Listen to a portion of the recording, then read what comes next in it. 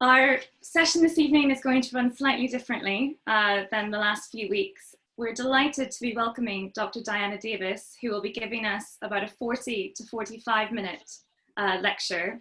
And then it will be my pleasure to introduce John Whitehead, who many of you will know, who is a specialist ceramics dealer and a specialist of 18th century French decorative art more generally.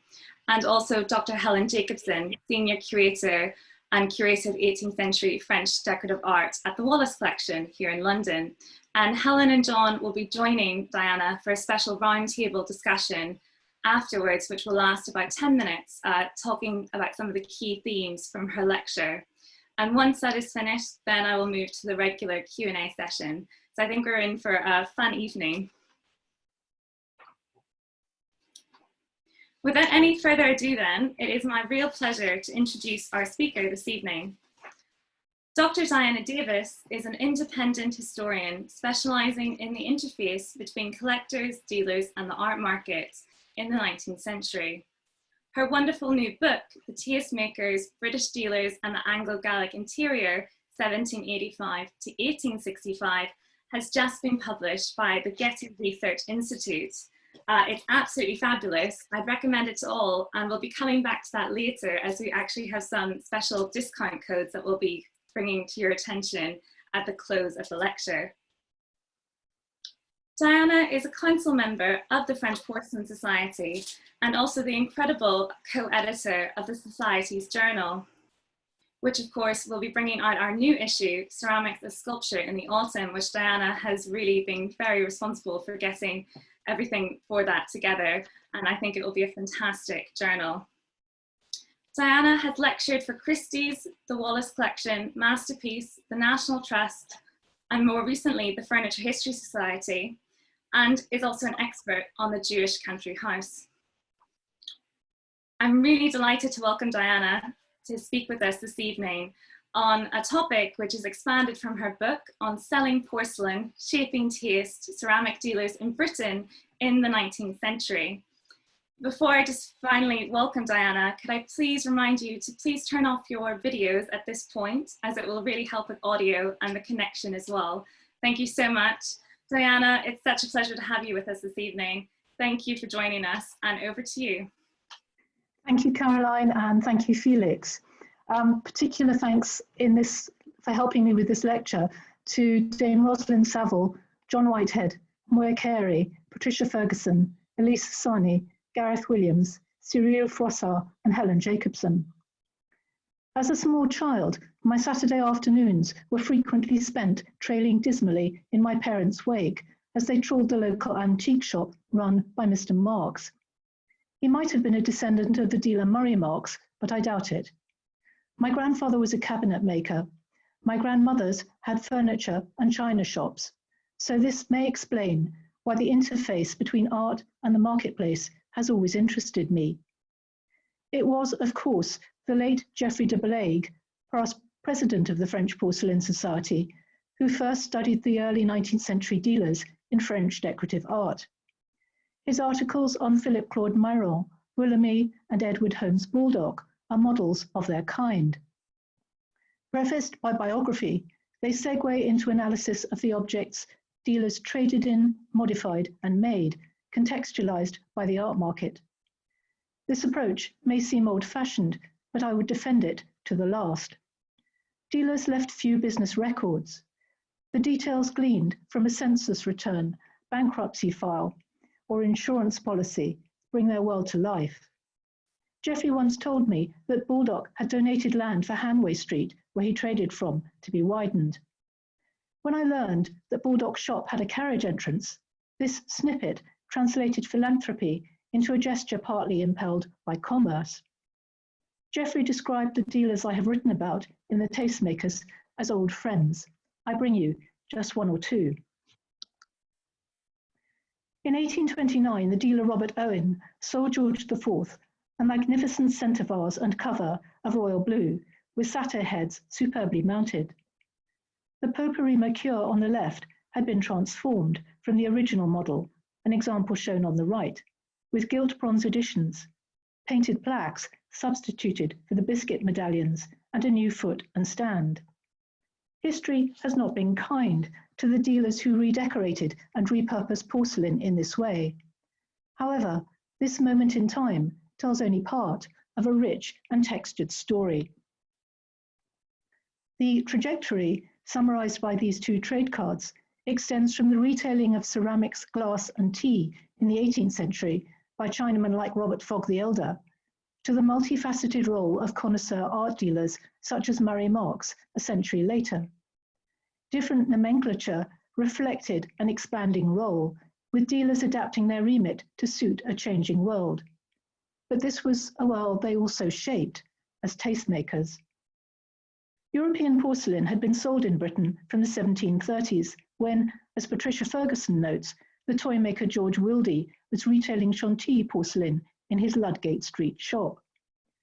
Oliver Fairclough has described the activities of Thomas Morgan in Arlington Street, who sold, quote, a great variety of the most beautiful Sèvres, Chantilly, Tournai, and Saxon porcelain from the 1750s and 60s. However, the late 18th and early 19th centuries saw radical changes in British collecting practice as protectionism evolved into a competitive free market. In 1787, the ratification of the Eden Treaty reduced import duties on porcelain from 150 to 12%.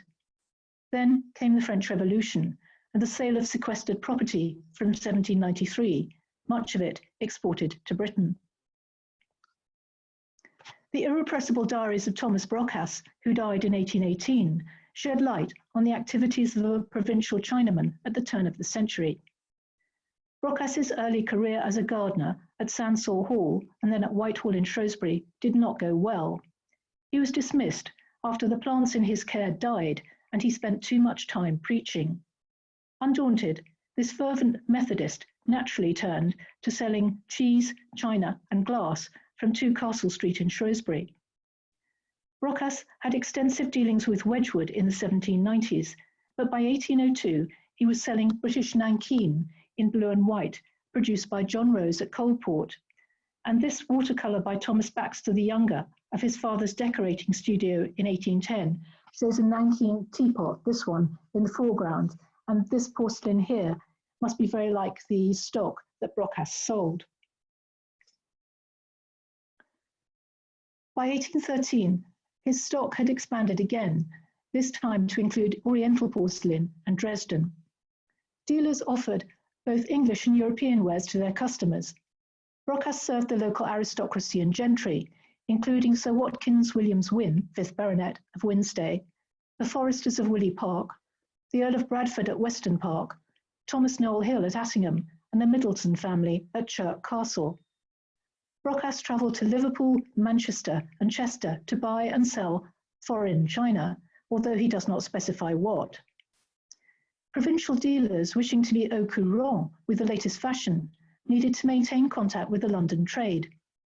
In 1811, Brocas bought £400 worth of porcelain in the capital, a considerable outlay. Purchases which proved extremely profitable in Shrewsbury. One, quote, foreign service, untraced, sold to Francis Darby of Coalbrookdale for £300, attracting a, quote, continuous levee of customers competing to buy it. The service was painted with 400 different subjects, and Brocas concluded that foreign goods seemed quite to have revived my business. On another London visit, Brocas lodged with Baldock for 5 weeks, spending about £600 on stock, including a service of old Dresden costing £147. Sadly, the diary contains no information whatsoever about Baldock's working practice, Brocas noting only that he caught a cold because the washerwoman hadn't dried one of his shirts properly. Brocas was a buyer and seller of things. He didn't travel abroad to buy, employ china painters, or influence Coalport's designs. His advertisement offering a very elegant assortment of goods from Coalport received this day indicates that he bought decorated wares. It is frustrating not to have sourced anything Brocas sold, but his diary reflects the growing importance of European porcelain for British consumers, the social status it represented, the high prices paid for it, and London's importance as a determinant of fashionable taste. So, moving back to the metropolis, following the Eden Treaty, the London market became crowded, with new dealerships and frequent auctions of French goods. Retail strategy determined success or failure. The prestigious Parisian dealer Dominique Daguerre fared unexpectedly badly with his depot for Sèvres porcelain in Sloane Street, established in 1788. It was the end of the season, and his clientele had left for the country. Sloane Street was not fashionable, like Piccadilly or Bond Street, and his stock was considered expensive and old-fashioned. Daguerre also failed to recognise that shopping abroad, where purchases are imbued with a memory of time and place, is not the same as shopping at home. To supplement poor profits, Daguerre consigned goods to 12 auction sales between 1789 and 1793, and this shell-shaped compotier was bought by George IV at one of those sales as part of a larger service. By contrast, Enoch Rittener, who established the French warehouse in 1787 in Albemarle Street off Piccadilly, provided novelty and variety at affordable prices. Two posthumous sales in 1798 show that in addition to Sèvres, Dresden and Angoulême porcelain, Rittener sold vases, clocks, bronzes, pier glasses and furniture.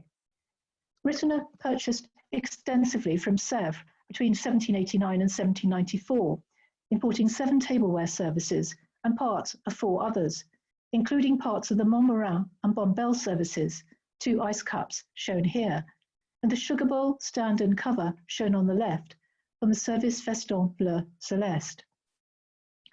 By the 1790s, Ritteners were redecorating porcelain, employing enamel painters whose work Joseph Ligo, manager of the Derby factory's London warehouse, described as indifferent, and the sheer number of porcelain services at Rittener's sales with a poppy and burnished gold border, or with a popular cornflower Barbeau sprig, suggests these were London decorated. It was dealers like Rittener who sustained trade and francophile collecting practice during wartime because collectors could not travel to Paris.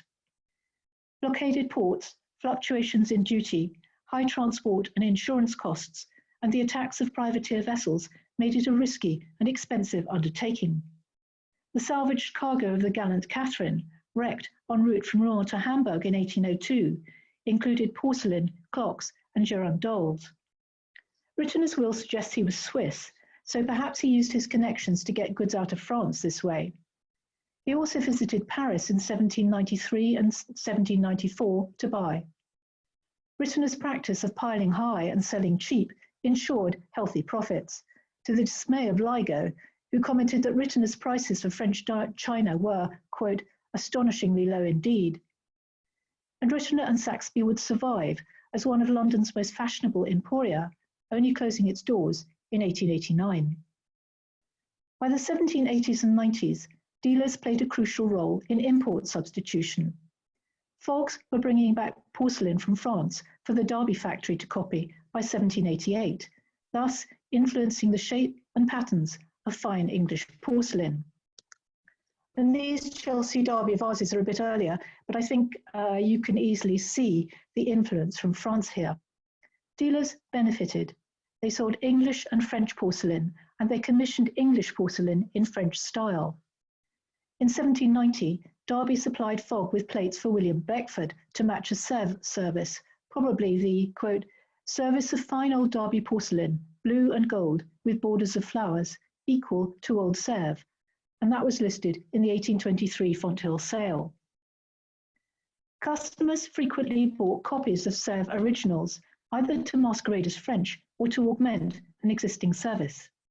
The collection of Sèvres porcelain and Oriental vases at Harwood House in London, formed by the Lascelles family, was sufficiently impressive for George IV to view it in 1815. Nonetheless, Lascelles augmented his Sèvres foy de choux or cabbage leaf pattern service with additions made at Derby. And the Sèvres saladier on the left and the shell-shaped Derby dish on the right are almost identical. The Derby dish is more heavily ornamented, with larger floral sprays, suiting 19th century English taste. Although the saladier dates to 1776, most of the Sèvres plates date from 1795 to 1800 and the Derby ones to 1802. So this is interesting because it means Lascelles was buying from both factories at almost the same time. By the 1810s, dealers had changed customer perception. 18th century porcelain, which might previously have seemed old-fashioned, became desirable, marketed as the real old Sèvres, the precious and often royal heirloom of a vanished world, even if some of it was only 20 years old. The new remained popular, and their adapted pieces complemented both, the whole objectified as Louis XIV's style. It was hardly this, given that the Vincennes factory was not even founded until 1740. Nonetheless, the Louis XIV was a potent selling tool, evoking the luxury and magnificence associated with the Sun King and his court. For Marguerite, Countess of Blessington, quote, "The exquisite porcelain de Sèvres, off which the dainty dames of the reign of Louis XIV feasted, or which held their bouquets or potpourri, proved irresistible." The impact on the interior was profound.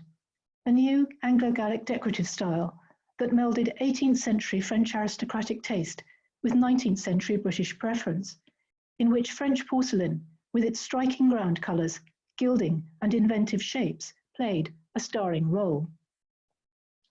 From 1800, dealers helped form some of the finest collections of French and Oriental porcelain ever assembled in Britain. These vases were all acquired from French or British dealers in the 19th century. Primus inter pares was Robert Fogg, inheritor of the business founded by his father, also Robert, in the 1750s. Fogg was declared bankrupt in 1802, but he'd settled his debts by the following year, moved to new premises in Warwick Street off Regent Street, and was already supplying George IV that year. In 1823, in his obituary, the Gentleman's Magazine described Fogg as a, quote, "eminent dealer in foreign china, whose extensive transactions on the continent and whose purchases of the cabinets and china of Louis XIV enabled him to supply the splendid collections at Carlton House, the Pavilion, that's Brighton, Grimsthorpe Castle, Cassiopary, Woburn and Harwood House, with some, if not the greater part, of their unrivalled contents." There are no bills for the rich collection of Sèvres porcelain, Oriental vases and porcelain-mounted furniture at Grimsthorpe Castle, assembled by 1812 and sold at Christie's in 1829, so the link made to Fogg here is important. According to the writer Mary Berry, Peter Burrell, first Baron Gwydir, bought, quote, "2 beautiful dessert services of old Sèvres at Fogg's, one costing £600. One of these must have been the pink ground service of 1757, sold in 1878 at the Deering sale, at the peak of Sèvres mania, for over £4,000. So was it Fogg, therefore, who sold Gwydir these vases, which were all later bought by Baldock in 1829 for George IV, now in the Royal Collection. Oriental wares formed a core part of the Fogg's business from its inception. The firm's closing sale in January 1831, after the death of Robert's nephew Joseph, included noble jars and beakers of the rare Oriental Japan. Oriental porcelain mounted in gilt bronze, an 18th century French taste, was as enthusiastically taken up by those furnishing Anglo-Gallic interiors as it would later be by American plutocrats in the Gilded Age. In his Histoire du Mobilier of 1876, the collector and art historian Albert Jacquemart concluded that of all collectibles, the Oriental was the easiest to place in any interior. Regency England saw a brief chinoiserie revival, indoors and out, with dealers providing Oriental ceramics for the Jardin Anglo-Chinois. Visiting Cassiopary in the 1820s, Prince Poquelin-Musquin noted, "Vases, benches, fountains, and a third greenhouse, all in the Chinese style. Here were beds surrounded by circles of white, blue, and red sand, fantastic dwarf plants, and many dozens of large Chinese vases placed on pedestals, thickly overgrown with trailing evergreens and exotics." This watercolour of Sir Charles Long's library drawing room at Bromley Hill shows the conservatory with its fine Oriental vases. There are more Oriental ceramics inside, idiosyncratically displayed on these small buhl brackets above the picture frames and on buhl pedestals that in the 18th century would have supported girandoles, statuary or clocks. The placement of vases in niches above the bookcase is an 18th century British neoclassical tradition, but the mantelpiece garniture was a French practice, popular in Britain from the late 18th century. The room is typical of what I would call Anglo-Gallic style, with its mix of French and British furniture, old and new, made cohesive with a dominant colour scheme, highlighted by gilding. Fogg's customers included William Beckford, who wrote in 1814, "Two sublime sea green bottles with vine twigs, transparent, luminous and perfect, have come from Fogg. They cost £140, but what was I to do?" They were not these vases, but I show them because they have a Beckford provenance and they're now in the Metropolitan Museum. Like the French Marchand Mercier, early 19th century dealers fostered relations with bronze makers. The 1824 sale of Philip Claude Myron praised the tablewares he had transformed into ornaments by four bronziers, Déon, Fauchère, et Monvoisin, oncle et neveu. George IV bought at least 12 lots, including this two-handle cup or gobelet à lait on the left, originally of the model on the right, the porcelain handles replaced with gilt bronze and a metalwork frieze and stand added. Such transformations made more money for dealers than low-cost tablewares, and they satisfied customer demand for flamboyant objets d'art in gilded interiors. Mounts assimilated French and Oriental porcelain to the Regency aesthetic. Robert Fogg worked with the luxury goods dealer Vulamy, adapting porcelain to take mounts and supplying Vulamy with ceramics. In 1807, Vulamy added these dragon mounts to these unmatched Oriental vases, which was sold by Fogg to George IV to create a pair. So in 1811, they're displayed here under these gilt side tables in the Chinese style. And I'd ask you also to bear in mind these two vases here, which are these. Familiarity with interiors helped dealers offer clients appropriate works of art. In 1815, Fogg is also thought to have supplied this pair of mounted Sèvres potpourri vases for the same room, decorated with chinoiserie scenes in gold and platinum against a black ground, mounted with dragon handles. Fogg also provided George IV with porcelain for Brighton, including the Chinese elements and metalwork for this giant pagoda, and it's one of four on this side of the room, and there were also two smaller ones on the other side. And they rest on spoke porcelain base, and this is the music room, and the pagodas are echoing the painted pagodas on the wall panels. Once again, the king has anglicised a foreign aesthetic, much as he had writ large in the pavilion itself, his Oriental fantasy by the British seaside. Fogg was chinaman to His Majesty, supplying the greater part of George IV's collection of French and Oriental porcelain. His bills for furniture, porcelain, and goods acquired at auction, dating from 1803 until 1823, amount to about £26,000. Many pieces had royal provenance, including these.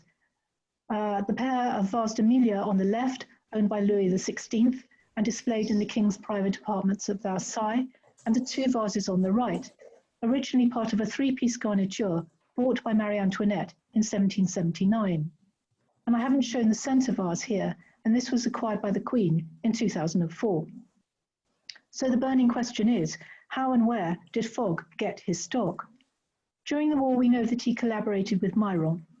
In 1810, he sold the King plates from the Louis XVI service, bought by Myron the previous year at auction. And in 1811, Fogg acted as intermediary in the King's purchase of the major part of the service. It cost almost £2,000 and was negotiated through the Strasbourg booksellers Treutel and Worts. Fogg travelled to France after 1814, evidenced by customs records and importations for the Earl of Essex at Cassiabri. Advertisements also mention a Swiss servant, accustomed to travel to France and Germany, who he employed. He must also, for sure, have known the leading French dealers of the day, Escudier, Coquille, Rocheur, and Jamard. So let us leave Fogg by way of an unforgettable pen portrait from the acid tongue of William Beckford that underlines the time-old divide between those who buy and those who sell. In 1819, Beckford saw Fogg in the street, quote, "with the most triumphant and prosperous air I've ever seen, like the ancient Venetian, rich, splendid, and seigneurial. Would that I had at my disposition half a quarter of what he's thieved, and I wouldn't be long in debt." Of equal stature was Edward Holmes Baldock, active from about 1805. Baldock did far more than buy and sell fine examples of 18th century Sèvres porcelain. He made his own furniture, closely modelled after French example, and often mounted with porcelain. Like Myron, he mounted youthful wares in gilt bronze to create ornaments. And last, but not least, he redecorated Sèvres porcelain blanks using the services of Thomas Martin Randall. As such, he had a huge influence on the interior, selling his clients Ancien Régime originals, new furniture he had made, and modified pieces that harmonized with everything. His clients, who included George IV, George Byng, the 5th Duke of Buccleuch, the 2nd Earl of Lonsdale, and Sir Charles Mills, bought them all and displayed them side by side. It was not until 1967 that his EHB mark was identified by Geoffrey de Bellaigue. As late as 1956, his work had been described by Jean Nicolai as having real mastery. An unknown French ébéniste, he would have been delighted, of course. Baldock groomed his clients, there's no other expression for it. Lonsdale lived partly in Paris. In 1836, Baldock waited on him there, taking him to an auction to see private collections and going shopping with him, where he tried to prevent Lonsdale, a compulsive spender, from wasting his money on others. As Lonsdale noted, "Met Baldock, and so I got through 2 or 3 shops without buying anything, so much saved." However, as Rosalind Saville has shown, and I do thank her for telling me where so much of Lonsdale's porcelain can be found today, and you'll see some of the pictures in a moment, Lonsdale probably did buy this garniture of absolutely magnificent vase des âges from Hussey in the Porte Chinois, later bought by Lionel de Rothschild. Lonsdale used 26 Parisian dealers and 7 in London. Nonetheless, Baldock's dominance is reflected in the furnishing of Lonsdale's townhouse in Carlton House Terrace, for which he supplied French Ancien Régime art, original display cabinets, new ones he'd made, and velvet in green and gold for the north drawing room, to match the porcelain in bleu turquoise, bleu du roi, and green. The porcelain in the first floor boudoir included the Sèvres Bras de Cheminée du Plessis, supplied by Baldock in 1838, and now in the V&A. Baldock even arranged the ceramics, a rare favour for a valued client. And completing the cycle, it was Baldock's son, also Edward Holmes, who helped the dealer John Webb sell part of the collection in 1855.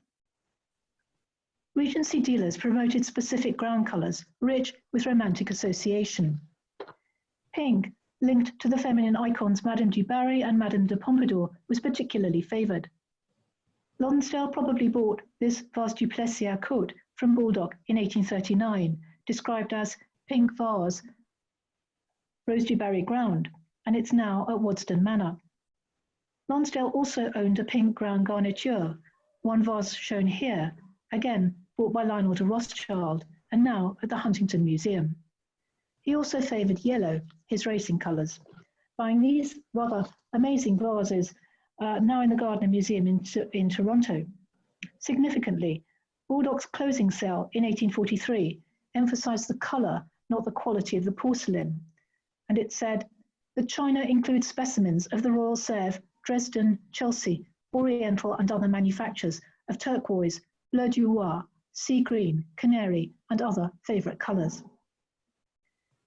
Porcelain-mounted furniture, original, new, and reconfigured, played an important part in the Anglo-Gallic interior, a signifier of Parisian elegance. It can be hard to think ourselves back into the early 19th century mindset when furnishings were altered at will, but we will only understand this period when we accept that objects have what Mark Jones has called a continuing history, a window into different tastes over time. These porcelain-mounted china cabinets made by Baldock and bought by Henry Petty Fitzmaurice, 3rd Marquis of Lansdowne, represent Baldock's work at its most extravagant. The cabinet stands replicate the design of the undated sketch we can see top left, and this was offered to the 5th Duke of Buccleuch, a Louis XV style desk with porcelain plaques in the frieze. I haven't found the design source, and no desk like this appears in the Buccleuch inventories, but Baldock obviously made quite a few, like the one here. Several have appeared at auction, and I've seen one in a private collection. The cabinets, an Anglo-Gallic hybrid of the Rococo and the Neoclassical, conflate a glazed china cabinet above with a 19th century interpretation of a French side table embellished with gilt metal mounts, porcelain, and cross-banded veneers. And this guilloche frieze at the top, and we see it also here, was a Baldock hallmark inset with porcelain. And it's used also on this corner cupboard, one of a pair supplied to the 2nd Earl of Bradford. Baldock has also added a centre plaque of porcelain here to enliven a plain piece of 18th century French ebenistery. The same guilloche frieze is used on 2 18th century bonheurs du jour, modified by Baldock and sold to Lonsdale and George Byng. The cabinets were displayed in Lord Lansdowne's sitting room at Lansdowne House. And as Cyril Froissart showed us last week, this porcelain-mounted trick-track table by Martin Collin was part of the 4th Marquis's collection. A different house, different collector, but the same family, and one indication that the taste for Ancien Régime originals and Anglo-Gallic pastiches ran concurrently. One cannot discuss Baldock without raising the subject of porcelain redecoration, for which he later became notorious. However, we have to admit that some early 19th century collectors were unconcerned that Sèvres porcelain blanks and lightly decorated wares were routinely repainted by French and British dealers, who bought up the stock of soft paste blanks cheaply after Sèvres ceased production. In 1818, George Viscount Newport wrote to his mother, "I thought it was quite a common thing to have French china painted and gilt in England." Dealers produced what their customers wanted and what they had so successfully marketed. Soft paste porcelain in favoured colours, painted with 18th century motifs, adapted for 19th century taste. Cherubs, the pastoral, flowers and portraits. The pastoral recalled the leisured luxury of Marie Antoinette's dairy at Rambouillet. In the Regency, it accorded with the vogue for the picturesque, epitomised by the cottage ornée, just as floral bouquets reflected the taste for conservatories, flower vases, and jardinières, as on this Nangaro bowl on the left.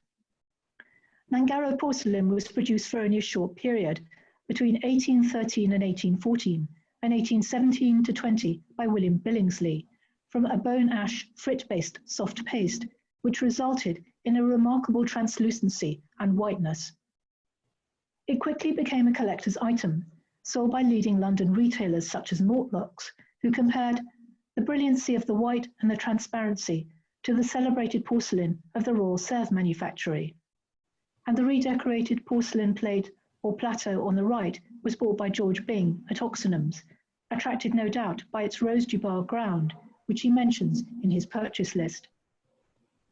Quality of workmanship on redecorated wares is another matter, and it varied considerably. The sophistication and naturalism of Sèvres painting was difficult to replicate.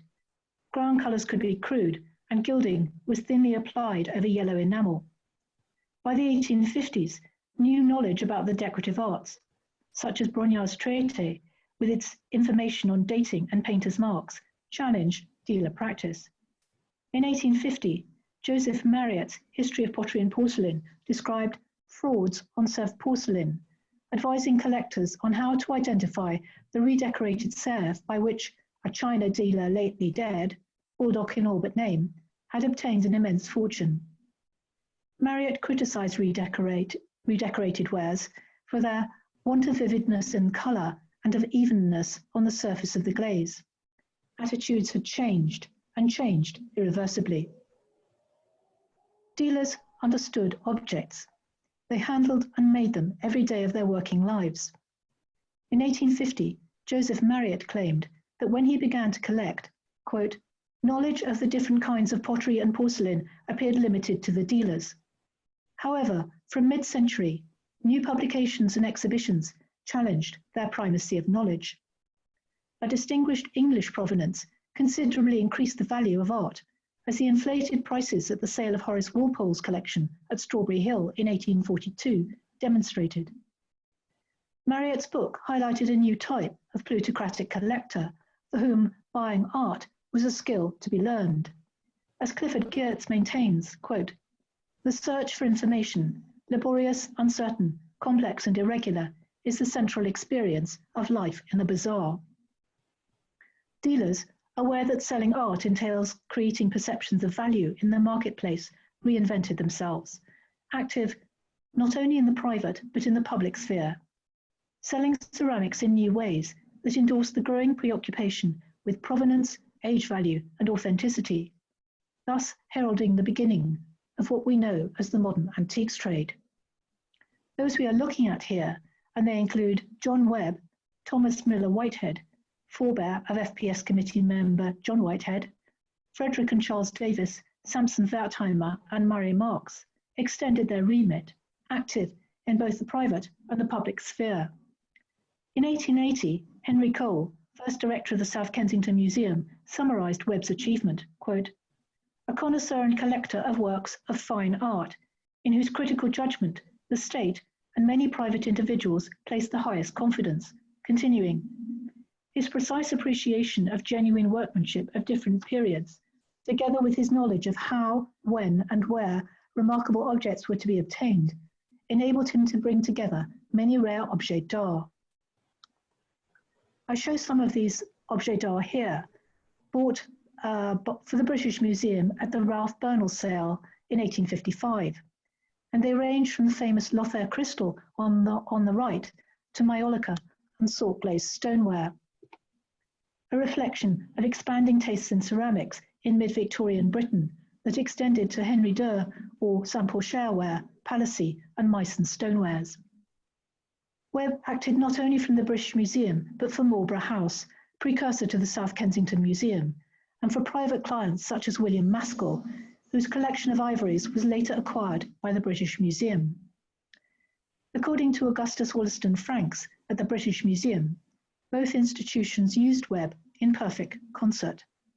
As Eloise Donnelly has demonstrated, Franks was at the centre of a mutually beneficial network of museum officials, private collectors and dealers.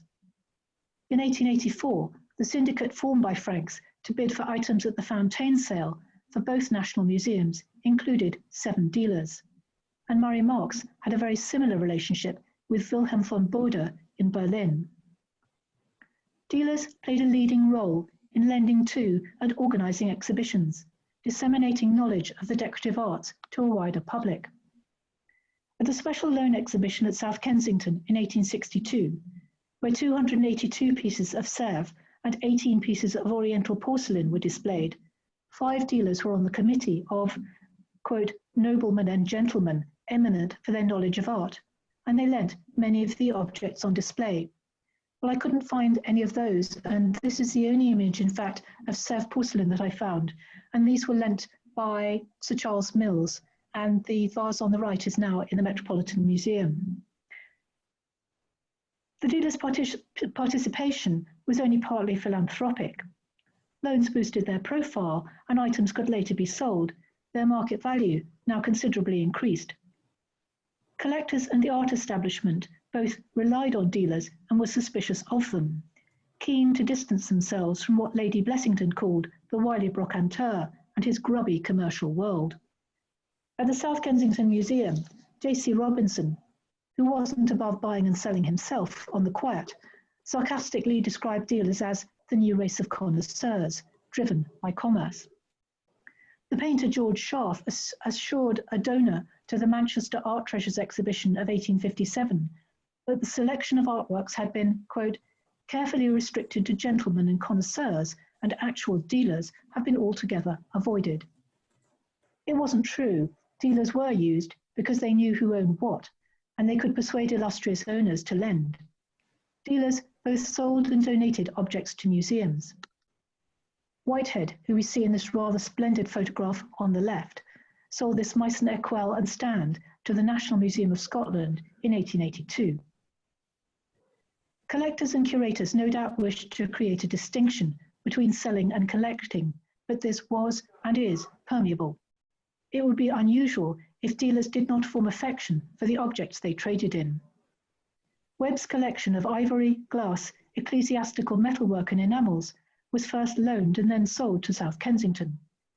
Matthew Digby Wyatt noted that the objects had exceptional value, collected by Webb when his eye and judgment were unrivaled. In 1925, much of Webb's remaining collection, inherited by his daughter Edith Cragg, was sold at Christie's, and she bequeathed 4 of Webb's paintings, including these 2 by Chardin, to the National Gallery in his memory. In 1898, Thomas Whitehead's collection of Old English silver, furniture and porcelain was sold at Christie's, with further sales of his coins and prints. The sale included this 16th century rock crystal vase, one of a pair, now in the Metropolitan Museum, later sold to Pierpont Morgan, and this Urbino Ewer, now in Perugia, and I thank Elisa Sani for finding me that illustration. So now on to this Limoges Tatza with which I opened the talk. It mirrors the dealer's progress from private to public. Decorated with scenes from the life of Samson, it was painted by Jean Pénicaud II in 1539. The Tatza passed through some of the most famous 19th century British collections. First that of Horace Walpole at Strawberry Hill. In 1842, it was bought by the dealer Robert Hume for the ageing William Beckford for £44, 2 shillings, passing to the Duke of Hamilton, who lent it to the 1862 exhibition. In July 1882, Whitehead bought it at the Hamilton Palace sale for £2,000 100, reflecting the new importance of provenance and an overheated market. It fetched rather less at his own sale in 1898, £1,600, purchased by George Salting, who then donated it to the South Kensington Museum in 1910. Salting was a client of Murray Marks, shown on the left, who sold him Oriental ceramics, Renaissance bronzes, and the famous Salting carpet on the right, now in the V&A, its intricate design overlaid by metal brocade. Marks promoted the demand for blue and white porcelain, which he imported cheaply from Holland, and soon realized fantastic prices. Acquainted with artists and literati, Marks sold to Whistler and Rossetti, Sir Henry Thompson, the shipping magnate F.R. Leyland, and Dearman Birchall. The Dutch Roodloft in the centre was donated by Marks to the South Kensington Museum. The 1870s and 80s had seen stratospheric rises in the price of Sèvres porcelain, and the beginnings too of the huge exodus of art from Britain to the United States. Marks' activities remind us that fine collections were also established by the new rich in Britain, by Lever, Salting, the Mont family, Ferdinand Rothschild, the Randalls and others. Between them, Marks, Durlacher and the Wertheimers presaged a new world, in which dealers like Seligman and Duveen would cross the water to trade with the United States, reinventing themselves yet again as the modern antiquaire, suave, urbane, every inch the connoisseur, in the image of the plutocrats they served. But that is another story for another day. Thank you so much for listening.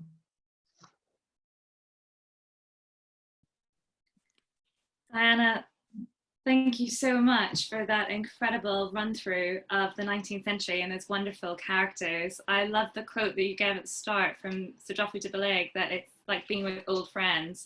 And I think we've all experienced that. Old friends and some objects we're all very familiar with as well. So absolutely wonderful. Thank you so much. Before we move on to our roundtable discussion, Diana has very kindly and the Getty very kindly put together a book promotion deal for members of the FPS and those of you who've been watching this evening. So you can find discount codes which are 20% off the retail price, so really quite substantial. And we have discount codes there on your screen for the US and Canada, and then for elsewhere as well, versus the shop yield.getty.edu for US and Canada, and everyone else, you can find them on yieldbooks.co.uk. So do take the notes of those down. I would really recommend buying this wonderful book to hear more. Before we move on as well, just to the roundtable, I did want to also let you all know about our lecture for next week. I don't know if it's possible to get to that. Yes, thank you so much, Diana. So next week at the same time, so 6 p.m. next Saturday, the 25th of July, we are delighted to be welcoming Adriana Dagliano to discuss the porcelain collection of the Dukes of Parma, a topic some of you may be familiar with. Adriana wrote for our FPS journal a few years ago as well. So we're really looking forward to that talk. So do come and join us then if you can. Fantastic. Well, thank you, Diana, so much for that. And it's my pleasure now to welcome John Whitehead and Helen Jacobsen to the floor, as it were, for our roundtable discussion. So John and Helen, if you're able to come and join us and switch your videos on so we can all see you. So we'll have about a 10-minute discussion, and then I know that we've had quite a few questions on the chat thread, so we'll get to those in due course. So thank you so much. So for me, if I maybe sort of start off, what really is clear, Diana, from all of your work and from the book as well, is just that you're constantly piecing together these different parts of histories. I think, as you mentioned at the beginning, there really aren't a huge amount of archives available for dealers. So it's just piecing together from sales catalogues and inventories and discussions and diary entries and journals. And I have to say, it's just fantastic, the in-depth archival research that you've clearly done. And then what you do is you match that with the objects and tracing their provenance. So I think it's a real feat of what you've accomplished. I think, yes, thank you, Karen. I think it's a bit like threads and patches, really. We have one amazing source, which is the waste book of John Coleman Isaac. And Martin Levy has written about that, and so has Mark Westgarth in his new book. And that is amazing because it takes us through all the financial transactions of early to mid 19th century dealer, and there are letters there now in the University of Southampton at the Hartley Library. So that is an amazing source. But I think what you have to do is pick up names and small details, and then you have to cast your net very wide and look at contemporary novels, advertisements to sales where the catalogue no longer remains, and the local newspapers, and whatever you can think of really in the search for these details. And it's completely fascinating. I happen to love it, but that's me. What we really need now is for somebody to do a comparable in-depth investigation of the French records, because I think that will tell us so much more about how these dealers operated and where they got their stock from in France. And that's, you know, it's the elephant in the room. It's something we really don't know about. No, absolutely. There's much more work, I think, to be done on figures like Madame Jamar, who were, you know, doctoring items left, right, and centre, and, you know, fascinating dealers in that era. Thank you. Yeah. Speaking of that, Diana, thank you very much for a very absorbing lecture with wonderful objects, as Caroline said. But this idea of the French market and what was going on there, it's this question of knowledge. And to me, what I find so interesting is how dealers really are the only ones who had the knowledge in the early 19th century, aren't they? The auctioneers, particularly in Paris, I'm thinking of, but also in England, the auctioneers built up the sale catalogues almost as textbooks. You know, people used these sale catalogues, and yet the auctioneers were often the dealers. It's a very interesting development, I think, of where the knowledge comes from. And then, as you say, then by the mid-century, they'd become more affiliated with museums or advisory to museums, and then we get the textbooks that start being published. But in those early decades, I think the way these dealers morphed into advisors is fascinating. But I would suspect that one way in which the English dealers became knowledgeable in what they were selling is simply that many of them will have traveled to Paris, yes, and met their French counterparts and started trading with them and learned in that way. And it just seems so obvious, but obviously it's probably not very documentable because there are no travel records, I shouldn't think. And we just have to imagine that that's what happened. I think the interesting thing is also, and I do discuss this a little in the book, the comparability between French auction catalogues and English ones, because as Helen says, they were incredibly knowledgeable in France throughout the 18th century. You simply don't get that in Britain. I don't think it's that the auctioneers didn't know. I think it's that they chose to market French decorative art as ornamental and the addition to a magnificent lifestyle. And there are some exceptions where you start getting provenances, as in the George Watson Taylor sale of his London townhouse at Cavendish Square. But for the most part, it's not until comparatively late, sort of the 1830s and 40s, that British dealers start following French dealers, start following suit, and they start putting in provenances. And of course, as the English collections grow, then they are more focused on English provenance, perhaps, than French, unless it's royal, which they always want to promote, and they always do promote from very early on. And often, of course, they also make up. Well, there is a wonderful fake Trianon provenance, which Lord Lonsdale particularly liked. And he owned a mixture of genuine and fake Bleu Céleste pieces, some of which had been sold to him as having belonged to Marie Antoinette. And until very recently, we didn't really think that it was believable that Marie Antoinette would have had Bleu Céleste porcelain at Trianon. But in fact, through the research of David Peters, we now know that that she had the Louis XV service there during Louis XVI's reign. And so there was obviously information that percolated through from through the collectors and through the dealers, and that informed people's tastes. And the idea of knowledge being acquired by dealers in England and in France is actually a very gradual one, because they started out not having much idea at all, but they built up their information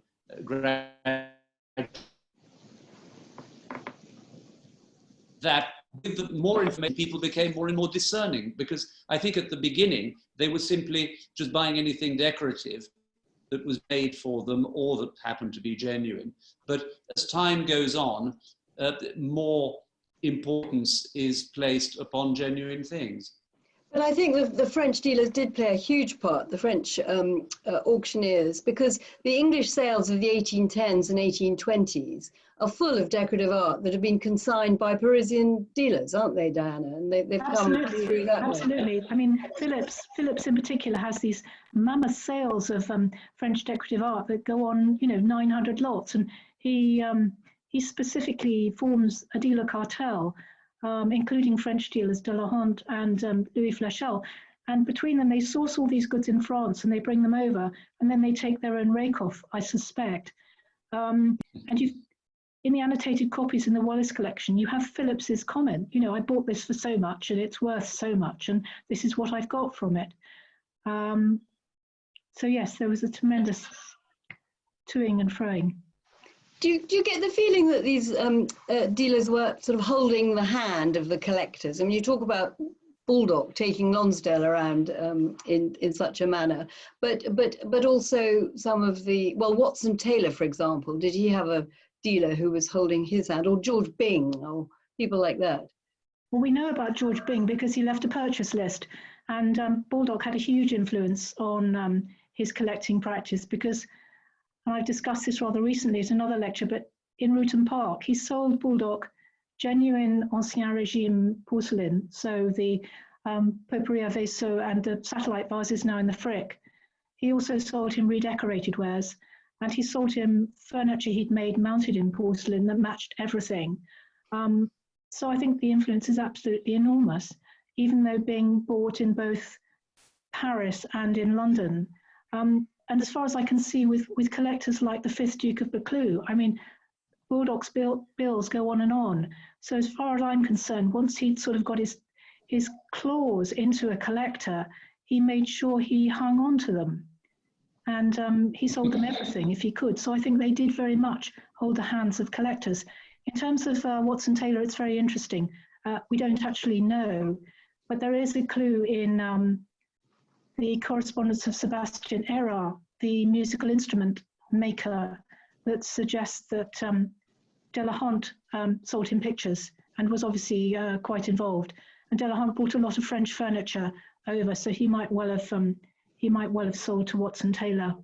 And I'm sure that for a collector like William Wellesley Pole at my Wanstead house, my memory's going, there's no way he could have assembled that collection of Buhl furniture in 12 years without the help of a dealer. He couldn't have sourced it. I just don't believe it.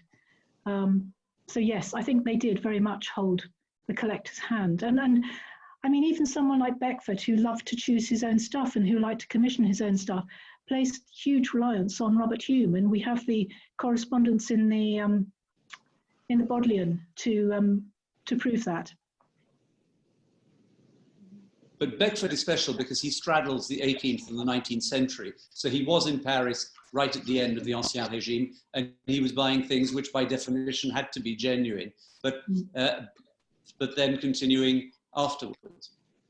This idea, the importance of genuine doesn't seem to come into play till a bit later from what you were saying, Diana, how they had copies made or things, complementary pieces made to go with existing services, and some of these collectors had things mounted in gilt bronze, but they knew they weren't old, didn't they, in the 1820s and 30s? Absolutely. No, I don't think it doesn't really come in until the 1840s, I don't think. And we have particular difficulty with this concept because we tend to look at it in an anachronistic way, but it's simply not the way they thought. I mean, George IV would alter a piece of furniture not once but twice and have no hesitation because, you know, you had your room and you had your furniture, and if you wanted to change it, well, you changed it. Why not? I mean, there simply was no concept until quite late of the antique or the old. They thought differently. And they thought differently about porcelain redecoration, I think, for some time anyway. I was just going to briefly say it's very interesting that they do start using the phrase counterfeit in the 1820s in relation to these sort of redecorated Thomas Martin Randall Madley pieces and Mount Garrow and things. So that there does seem to be a growing idea, but not really, as you say, anything done about it until much later. And then you have the court cases and things like this, and people really going against the faked objects and seeking out the genuine. I think also the role of the agent is really interesting because obviously you have the dealer, but then some of them were this sort of hybrid agent dealer or someone like Hartford and Mawson and that type of correspondence. It's always the middle person, isn't it, of what they were deciding on for the collector or on their behalf, I suppose. Yeah, Helen, you would be the expert on Mawson. Well, I don't know about that, but it is quite remarkable the way Hertford relied on Mawson, actually, because, of course, Hertford was in Paris and didn't go to London over a period of 9 years or so. So Mawson was actually buying probably about half the things he bought for Hertford was sight unseen. You know, Hertford had never seen them, which doesn't mean to say that Hertford had a friendly relationship with Mawson at all. It was not. I mean, the letters are quite, the letters from Mawson, the draft letters that we have, they're quite humble, if you like. You know, it's very aware of Hertford's status, but Hertford really trusts his judgment in a strong way. And he says things like, they make things up these days, make sure you get the really old ones, you know, it's got to be old. This is in the 1850s and 60s though, so it is a bit later from what we were saying. Not everybody got things like that right, because the fabulous case of the pair of commodes which were offered to Louis Philippe when he became king, and he was offered these by a dealer for Versailles. And he said, oh yes, I remember seeing those as a young man in my cousin Louis XVI's bedroom at Versailles. So they were bought for Versailles. And in fact, they must have been brand new in the 1830s when Louis-Philippe bought them. Helen, was it different in France, do you think? What the way Hertford operated? Yes, yes. Well, it's interesting that, and in fact, the irony is that it's really recently with my colleague Suzanne Higgott's book on Richard Wallace that we've got a bit more information about how the relationships with the French dealers worked with the fourth Marquis, with Hertford. I mean, Wallace really was Hertford's agent. He acted on his behalf for many, many years. Hertford did buy through some agents, like Mannheim, through dealers. But I think he probably bought more from dealers than we really understand. I mean, much of it was at sales, definitely at auctions, where he was often represented by somebody like Wallace or by Mannheim. But there's a marvelous quote that Suzanne puts in her book about Hertford and Wallace spending a lot of time going around the Montmartre and the Quartier Latin, looking for things, looking for treasures. And then there's another statement that actually Hertford used dealers a lot. But we don't know much about that. So I think there's a lot more work to be done. It'd be quite fascinating to have somebody to look at the role of the dealer in the Hertford story.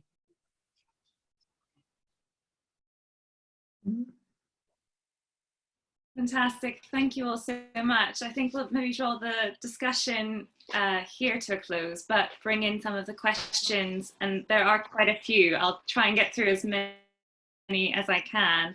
But Helen and John, perhaps you can stay, and some of the questions may relate to the discussions as well. Let me just pull this up. Just a comment from Martin Levy mentioning that dealers certainly were traveling during this period, and that the Isaacs letters in particular contain quite a few travel diaries, and they discuss the competition for buying in Italy and also in Germany, so not just in France. So a good sort of reminder that they were traveling around the continent, I suppose. A question from Pamela Roditi. Where did Baldock have the Sèvres pieces redecorated, and is there anything known of the decorators that he was employing? Well, he used Thomas Martin Randall up in Madeley. Oh, I think Randall was in London first, and then he went up to Madeley in Staffordshire. There's another place whose name I forget, beginning with S, in Staffordshire also. And there's a section in Rosalind Saville's Wallace catalogue, which has more detail on that. So that's probably the place to look for the answer to that question. And as there was also a special journal, I think, for the Northern Ceramic Society, all about Randall from a few years ago. Oh, that's right. It's mostly online as well. Roger Edmondson, yes, has done 2 articles on Randall, very detailed. They're probably the best, most recent study. Brilliant, thank you. Sorry. A question from Jodie Wilkie on a similar note about the redecorated or counterfeited pieces. So what were they actually sold as? Were they sold as being 18th century, as being genuine? Were they sold as Baldock originals, or a bit of both? So were some collectors duped, I suppose, and taken for a ride, potentially? I think they were frequently duped, and I think they were usually sold as 18th century. And we do know, of course, that they put false Sèvres marks and date letters on. So yes, I think the intention was often to deceive. I mean, there are some occasions when a collector would request something, you know, the Lonsdale requesting the DB insignia to be added by Berdelais. But for the most part, I think collectors thought they were buying the real deal. Yes, absolutely. John Randall, who is, I guess, the nephew of Thomas Martin Randall, writes a fascinating sort of expose stating that they used to box up the pieces of the redecorated Sèvres, and then have them shipped out as if they were returning from France to London, so they could actually open them in London as if they'd just arrived off the continent. And they were doing extra things to wear down the gilding. So I think there definitely was this idea of deceit. But as you say, some people actually bought these pieces, I think, with the Sèvres mounted Baldock furniture that you showed, Diana. I think that was to answer to the particular taste of the time and the fashion. So that was not counterfeited. That was very much a fashionable thing. It wasn't counterfeited, and we have to remember that however we regard Baldock, and actually I think he was a remarkable entrepreneur, his shop was an elite shop. He was the sort of Lord Linney of his day, and if you had a Baldock desk, that was quite a prestigious thing to have. And if he was trying to counterfeit, he wouldn't have put the EHB mark on it, which he did. So, and also, for example, Bing says in one of his purchase lists about a Baldock desk, English marquetry, so he knew. So I think the furniture comes into a different category. The difficulty comes sometimes when Baldock would modify an existing piece and add some Sèvres to it, rather than having a new piece of furniture he had made and mounted with Sèvres porcelain. And there I think he possibly did try and deceive. So they're two distinct categories. It gets quite complicated. Thank you. A question from Nick Keynes. During, I think Nick's referring to the 1790s and then the subsequent Napoleonic Wars, was it clear in terms of importing French ceramics? Was that legal? How did that actually work? Were there restrictions in terms of the political upheavals of dealers trying to smuggle things in despite the ongoing political issues and war? I'm not. Are you talking about after war was declared? Yes, I think he means from kind of 1793, I guess, onwards. Well, then it was smuggled in, and there's some wonderful sort of discussions in customs records of the ways in which they conceal things in ships or broke things up into component parts. And of course, it was very difficult to actually get things out of France, and a lot of it was done via free ports, Heligoland, until that was annexed in 1810, and Hamburg. So it was pretty difficult to even get things out of France. At one point, Napoleon did sanction some smuggling of specific things that he wanted to trade in. But we don't, there are two very good articles on that by Gavin Daly, but what we don't know is whether porcelain was part of that. But he wanted things like saltpeter for gunpowder and English coin and things like that. Brilliant, thank you. And another just comment from Nick as well, that he has a fog statement from the Duke of Norfolk, which might shed some light on his bankruptcy. So perhaps I'd absolutely love to see that. Yeah, because I've never found out why he became bankrupt, but that would be absolutely, often it was because collectors had not paid them. I mean, you only had to owe £100 and to avoid being there to be declared bankrupt. So it was quite easy, and it was very common. But I'd be fascinated to learn more about that. Thank you. Brilliant, thank you. I've got a few more questions. I'm just trying to kind of group a couple of them together if I can. A few different questions have come in about what about the other types of porcelain being sold by these dealers. So Malcolm Gutter is asking, was there much German porcelain being sold in the early 19th century by these dealers? And Elliot Sterling's asking, what about the other French porcelain factories like Saint-Cloud, Chantilly, Menessy? Did they have the same sort of appeal as the Sèvres at that point? The answer is that they were selling them all. There were quite a few sales of hard-paste Paris porcelains. Deal and Gerhardt was incredibly fashionable. Some people said they preferred it to Sèvres. Meissen is a sort of staple in the British country house, as Patricia Ferguson has shown. I don't know whether you'd like to add anything to that, John. Well, I think that things of all type were being bought, but I don't have anything particular to add. I think that the sale catalogues of people like Phillips are probably useful from that point of view.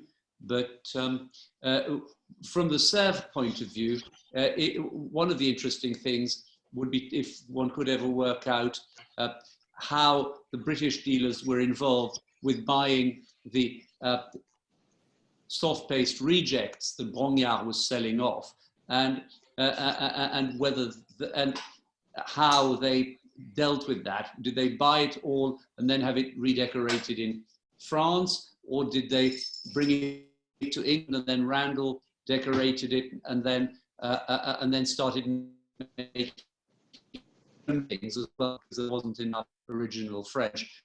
It's possible really at this period. I think we also, well, one thing that we haven't actually said is that French dealers were redecorating too. And then you've got Jean-Louis Perez and the Bain Chinois and his little consortium and Philippe David Soiron. So that was happening. I think a lot of the time they imported it in the white and then redecorated it over here. But of course, Perez put in that advertisement, didn't he, offering to redecorate porcelain in the style of Sèvres. And that's in Paris, to be imported into Britain. So huge mixture. Back and forth. Yeah. Fantastic. Thank you so much. A final question, I think. Thank you all for your questions. It's been fantastic this evening. Final question has come through, probably a nice note to end on, I think, from Bridget Garza, asking about the social class hierarchy of the dealer in the early 19th century. If you could speak maybe a bit more on that, Diana, and this sort of, I think you alluded to it somewhat as we move into the later part of the 19th century, and we have someone like John Webb being very hugely celebrated by museums, seen as a collector, but also as a dealer. So how did that social hierarchy change? Yes, it is an interesting question. It's quite an amusing one. I think really they are very much tradesmen at the beginning of the period. And there are these wonderful Silver Fork novels, which are basically product placement novels of the 1820s and 30s. And one character in one of them says, there's only one class distinction I perceived, and that's the distinction between those who buy and those who sell in the Nation Boutiquière. I think that they were very much used in the early period to the 1830s, but you wouldn't have been social equals at all. And in fact, but the dealers for their part are social climbers, particularly someone like Jarman, who's constantly moving premises to somewhere more exclusive. He's called Mr. Jarman, that's the tradesman in trade directories, and then towards the end of his life, he migrates to the court directory and he's John Boycott Jarman Esquire, and there's a huge difference there. And Baldock, as we know, was very keen to have his own coat of arms and to rent his own property. He later moved from Hanway Street, so they were certainly climbing on the social level, but there was still quite a lot of snobbery among collectors. Charlotte de Rothschild's very rude about Alexander Barker for having airs and graces and having a fancy house and carriage, and who does he think he is, really? But then you get to someone like Alfred de Rothschild, who I think really did count Charles Davis as one of his friends, and he leaves Davis money in his will, and he tellingly leaves money to Davis's children as well. And I'm not sure you do that unless you are quite friendly with people. So I think they do morph, they do change, but yes, it's a fascinating area. There is that wonderful short story by Théophile Gautier in which he describes somebody going around an antique shop, and the way he describes the antique dealer would not be repeatable in the present day. But it is, and the way the shop is described as this sort of oriental cavern of treasures. It's absolutely brilliant. But the dealer himself is very much a sort of oriental of whatever type, who is seen as a sort of complete pariah. And actually, I have to say that there's a fair amount of anti-Semitism going on there as well, and lots of later cartoons with Jewish stereotypes, buying at auction, and that enters into the equation as well. But mainly the divide is because collectors always think that dealers are out to make money and out to pull a fast one, and maybe they were.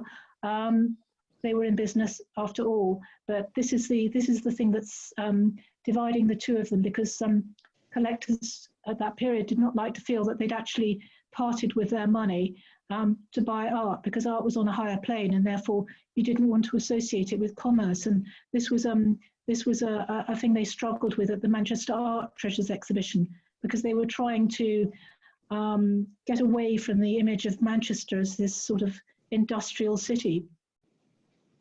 And Elizabeth Pergham writes about that very interestingly. So there are all sorts of strands coming in here.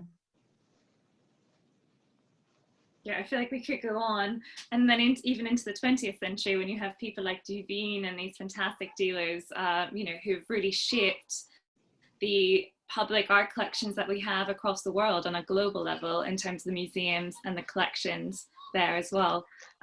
Absolutely fascinating. I don't know if we have any final comments, but I think we could probably end it there. So without anything else to say, Helen, John, thank you so much for joining the conversation.